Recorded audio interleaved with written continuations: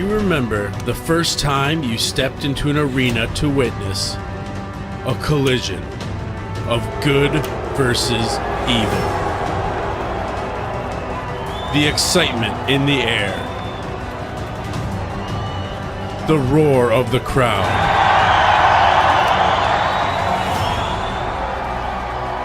And of course, the blood.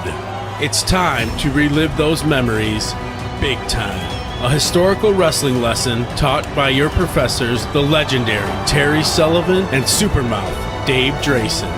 Rocks TV and International Big Time Wrestling present Big Time Memories. Hello, ladies and gentlemen. I'm Terry Sullivan along with Dave Drason. This is Big Time Memories. Going back into the time machine from some of the all-time greats in the world of professional wrestling here in Detroit in the Midwest from back in the 70s. Yeah, we've been exploring the whole territory, the greats who worked here, the ones that gave us all these memories. And, if you haven't seen all our shows, be sure to subscribe to Rocks TV and see all the episodes. Go back and watch them. We're having so much fun doing them.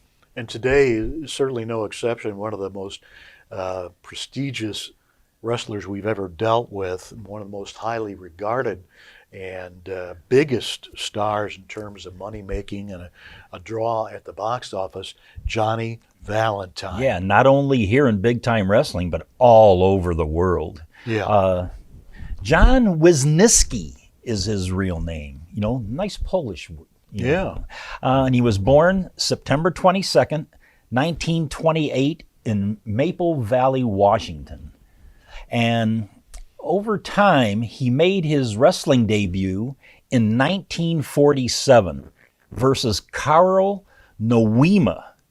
Yeah. But of all places, he's making his debut in Buenos Aires, Argentina. And it occurred to me we got to find out exactly how that happened and what may have been the explanation there. Johnny was trained by a couple of guys who were very famous back in the 30s and 40s, Vladek and Stanislaus Zbyszko, where Larry Zbyszko got his name. And a gentleman who wrestled occasionally as their cousin, used the ring name Karol Zbyszko. His real name was Karol Nowina. And he went down to Buenos Aires to promote that country. And that's how Johnny made his debut. He was being trained by the supposed cousins. Now there he is. Got to start somewhere. Yeah, absolutely. And he, from there, he made his name known throughout the country. I remember, seeing programs of him in California in the 1950s. I recognize him, but he had a cowboy hat on, and he wasn't Johnny Valentine. Right. He was Cowboy Rocky Valentine. Odd, because he was Johnny Valentine everywhere else, but out there they wanted a cowboy. Yeah, and he just traveled the country, just everywhere, every territory from, the Northwest, Southeast, Texas.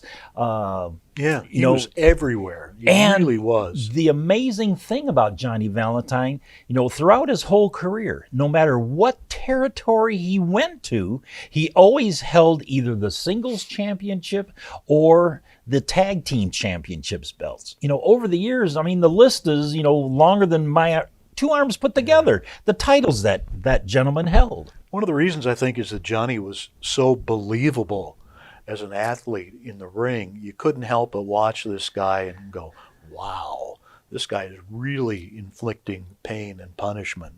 Yeah, he made his Detroit debut, February 12th, 1961, against Angelo Savoldi. And the old guys, that he went against back then, just like you said, he was a brute. He lived for pain, and he loved to dish it out too. Yeah, and that's legit. Yeah, those big forearm smashes, everybody, talks about that.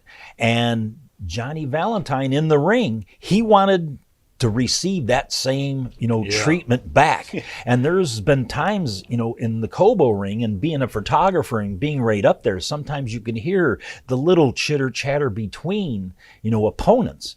And sometimes, a guy would hit Johnny and I can hear him go, hit it harder. Hit me harder.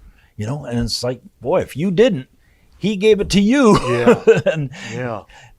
That was what it was all about. He was known, as you said, for the big forearm smashes where he'd lay the opponent out over the top rope and look up at the crowd and boom. oh boy, yeah. Cave that chest especially in. those green rookies, boy. Oh, yeah. They really Yeah. paid for it back then. But a Johnny Valentine match, not like unlike today where you see all these high flyers and it's all high spots. Boom, boom, boom, boom, boom, boom, boom. Johnny Valentine, when he wrestled, he always starts slow, very slow. Sometimes he could work an arm lock for 5 or 10 minutes at in the middle of least. the ring At least. and have fans, into what he was doing. Yeah. He was building up, trying to tell the story. Right. And he told a story throughout every match Yeah. that I've ever seen him. He'd start slow, he'd build it up, but when it came to that crescendo, all hell would break loose. Yeah. And one of the hallmarks of his matches, he did start slow, as you said, and was long matches, 30, 45 minutes, 60 minutes, and he would keep the crowd throughout that time limit. Yeah. And Johnny Valentine came to Big Time Wrestling. Big Time Wrestling, not Detroit, because he made his debut here in the 50s, but he beat Fritz von Erich for the United States Heavyweight Championship on October 19th, 1963, when Jim Barnett and Johnny Doyle still ran the promotion here. Fritz von Erich was just a huge star, the father of the von Erich boys. Yep. Yeah. Oh, the claw. Oh, man. Yeah. When I used to see that, boy, when he'd clamp that on somebody, it's like, oh, good night, Yeah. nurse. That was Yeah. the end. But, when the Sheik bought the territory and switched the, territory name to Big Time Wrestling, not long after he purchased it, he ended up beating Johnny Valentine for that title on February 6th, 1965. And the ironic thing about that, the Sheik held that title for so many years, only being beaten once by Bobo Brazil. But then Johnny Valentine made his return to Big Time Wrestling in late 1972 and through 1973. And he ended up beating the Sheik for the title that he once held on July 7th, 1973. Unfortunately, the Sheik beat him 2 weeks later on July 21st to regain the title when he threw the fire at Johnny. One of the interesting things about that series of matches between the Sheik and Johnny Valentine was that was the middle of a streak of 7 consecutive sellouts. Yep. Totally sold out, turn them away at the Cobo Arena, which held 12,000. Yeah, a little over 12,000, but yeah, and the fans that they ended up turning away, that lined up Jefferson Avenue who couldn't get in. Yeah. And when I say that the Sheik threw the fire at him, Johnny Valentine supposedly was in the hospital for months and away from Big Time Wrestling. But the thing was, right after that match, that, on July 21st match where the Sheik won the title, threw the fire at him, July 22nd, I flew out to L.A. where I started working for the L.A. office, for a short time. Uh-huh. And coming in that Wednesday, who shows up but Johnny Valentine? And he looks at me, I see him, and he, what are you doing here?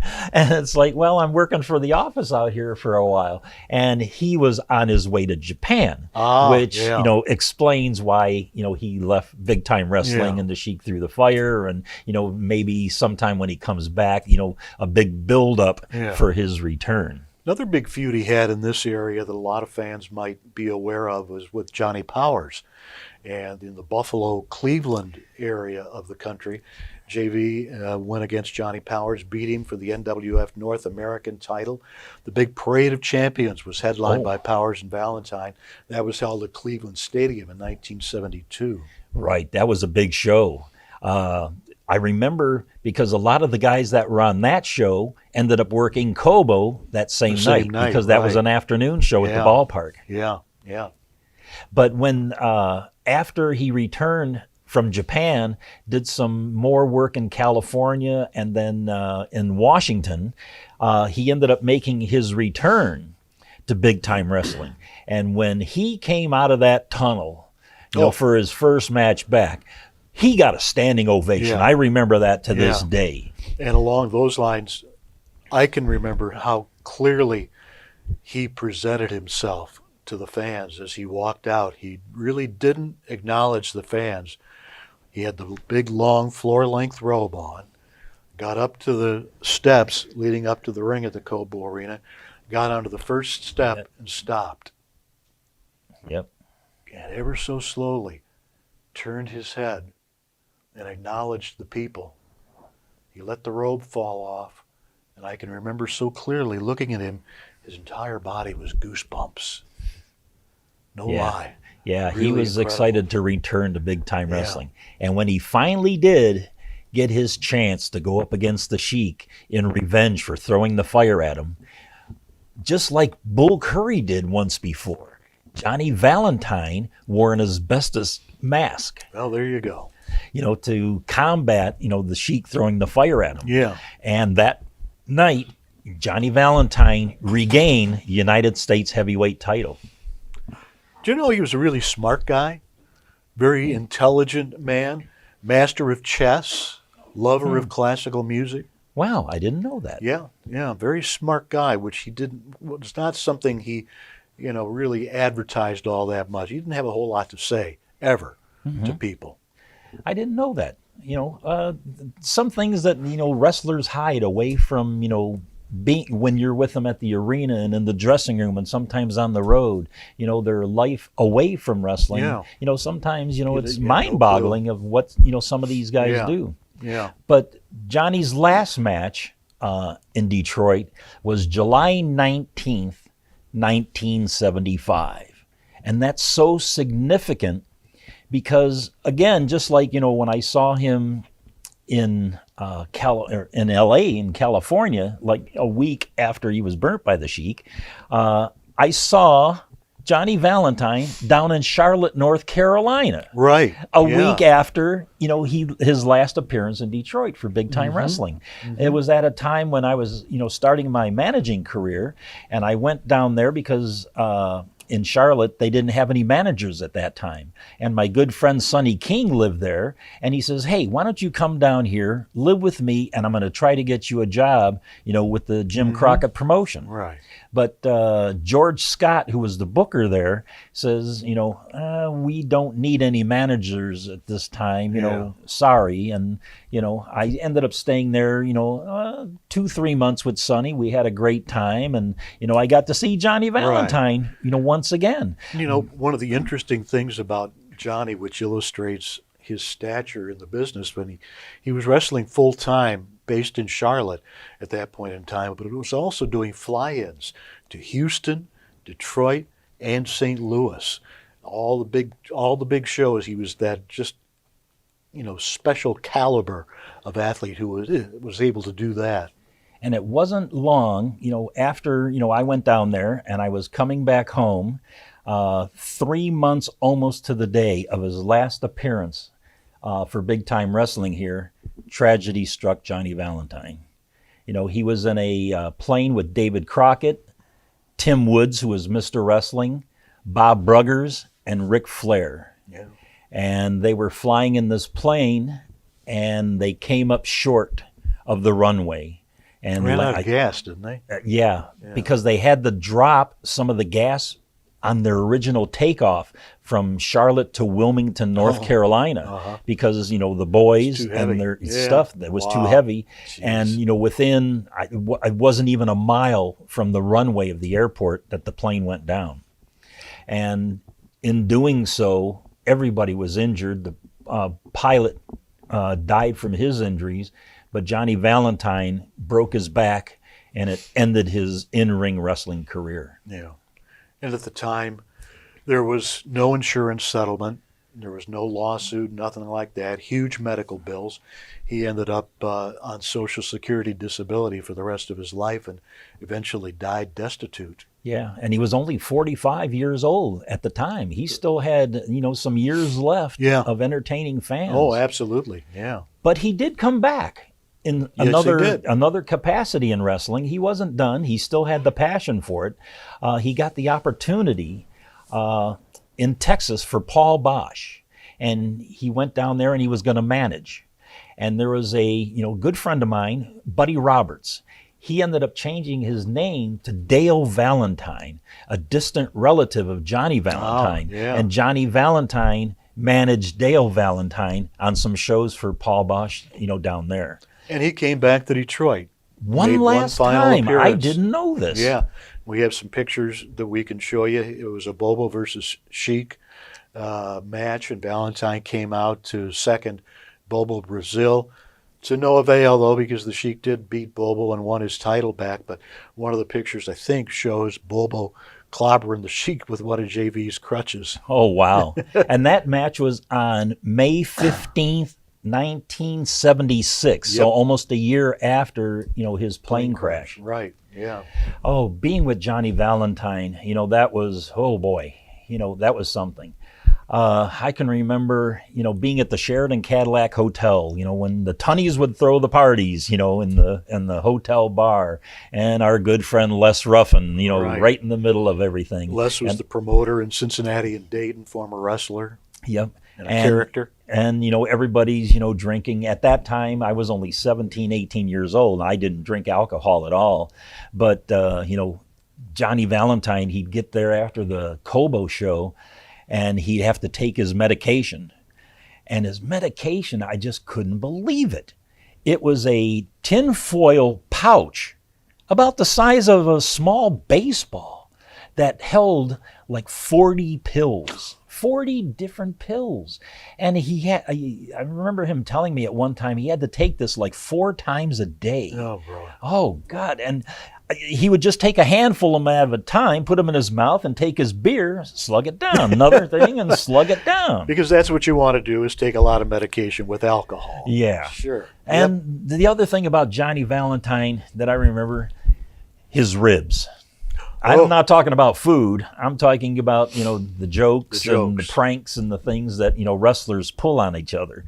But Johnny Valentine wasn't the fun kind of prankster. Not he always. was known to, take it to the nth degree, let's say, and not on a good side. Yeah, there was a dark side to him. Many people believe he was sadistic, masochistic, but he had a very, very dark sense of humor, and which some people would call obviously cruel. Yes. Don't you remember the one time with, wasn't it the Alaskan Jay York? Yeah, this is one of the more infamous ribs that Johnny Valentine pulled on someone. The Alaskan Jay York, who was a big star in Detroit here in the 60s, had asthma. Yes. Had an inhaler.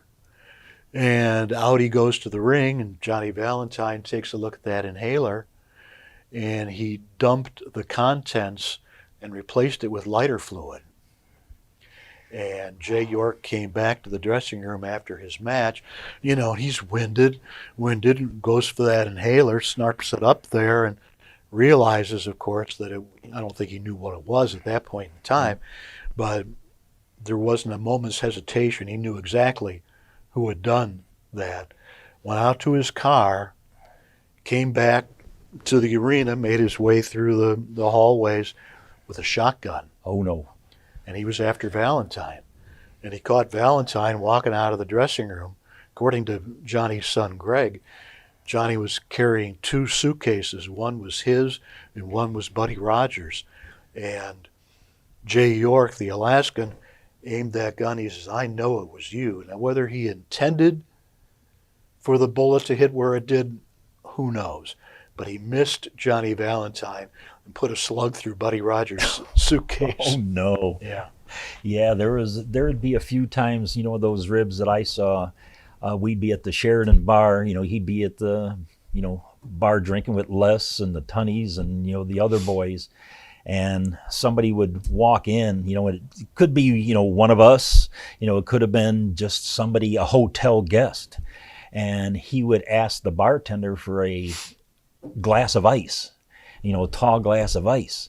And he would take it and he'd put it underneath, the table, at the bar. And I guess he'd unzip his pants and, take a little whiz in there and then go up to an unsuspecting person. "Here, I'll buy you a drink." Things like that. Those are the bad kind of ribs that Johnny Valentine would do. And Always a character. Yeah, he was a character. And speaking of another character, that son of his who made a name for himself in the wrestling business. He did. Greg the Hammer Valentine started here, was trained in part by the Noble Sheik up in Williamston, Michigan.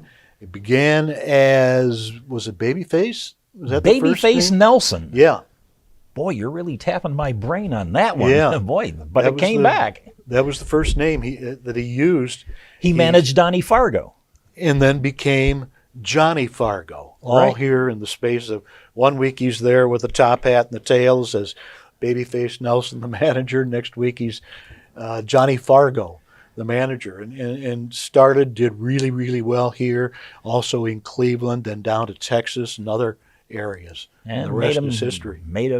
History was made by him in the WWF, the WWE, absolutely. and the Crockett territory. Yeah, Greg Valentine, chip off the old block. But the thing, I would, wonder about, and I don't know this for a fact, maybe, one of you fans can write in and, answer this. Do you ever recall a time when Johnny Valentine and Greg Valentine were on the same card? No. And I can remember when Greg started in the business, wherever they were, somehow it came up and he was referred to as Johnny's brother because the promoters didn't want fans to think that JV was old enough to have a son in his 20s. Yeah. Well, let's talk about a few other things, away from wrestling, about Johnny Valentine. Back in the 60s, did you know he had a wrestling school? No. Yeah. I found a paper that, you fans can see now, that, Johnny Valentine had a wrestling school. And I guess he wrote a wrestling book, how to be a wrestler. Oh, yeah? Yeah. I mean, fans, are seeing it here. And also, do you remember Johnny Valentine had two separate fan clubs? One run by Jim Dillinger, who ended up being, J.J. Dillon of the Four Horsemen. I'll be darned. And then, he ran that one out of the East Coast. And another fan friend of ours, Don Porter, ran the Johnny Valentine fan club here in Detroit in Big Time Wrestling. Another interesting bit of trivia about Johnny Valentine, we've all heard of Antonio Inoki, along with Giant Baba, one of the two big all-time stars of course, Ricky Dozan earlier. But Inoki was just a huge star, owner of the New Japan promotion, but he really was launched into stardom at the age of 23 with a victory over Johnny Valentine. Wow. He had such credibility in Japan that when Inoki beat him, that elevated Inoki to the point of superstardom. Yeah, not too many people can claim a victory over Johnny Valentine. That's for sure. And in 2006, after, a great wrestling career, he was rewarded for that by being elected into the Pro Wrestling Hall of Fame, in New York. not the WWE Hall of Fame that doesn't exist. We're talking about the true professional wrestling Hall of Fame that has a building and memorabilia, beyond belief. Some Dave Drason outfits. Yeah, my outfit is in the Pro Wrestling Hall of Fame. Enshrined forever. But unfortunately, at the age of 72, after a long career and an unfortunate accident, Johnny Valentine passed away April 24th, 2001. And if anything I can say about Johnny Valentine, it was the one famous saying he had.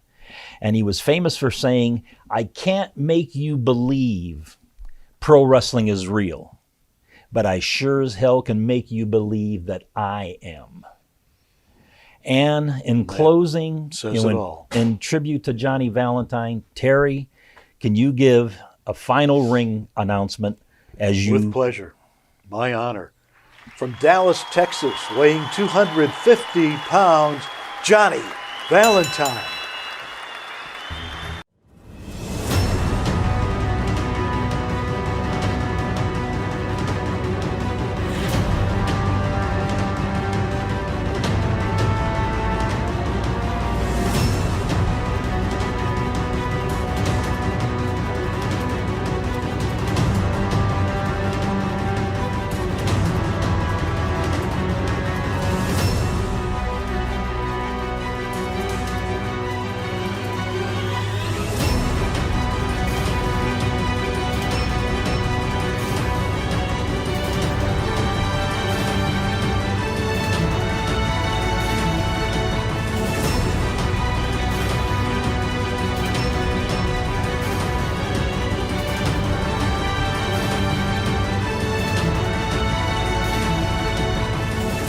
Really proud to say that I'm a part of IBW.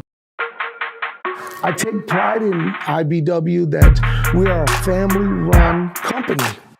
It's a fight. It's a sport. At IBW, tradition has always mattered. You're going to see world-class professional big-time wrestling at its best. This ain't no sports entertainment. This is professional wrestling. International Big-Time Wrestling's The Fix. Each and every week, your fix of IBW action. You want entertainment? Look no further than Rocks TV. International Big-Time Wrestling! Wrestling fans, if you like what you've seen, don't forget to like, comment, subscribe, and also don't forget to ring that bell.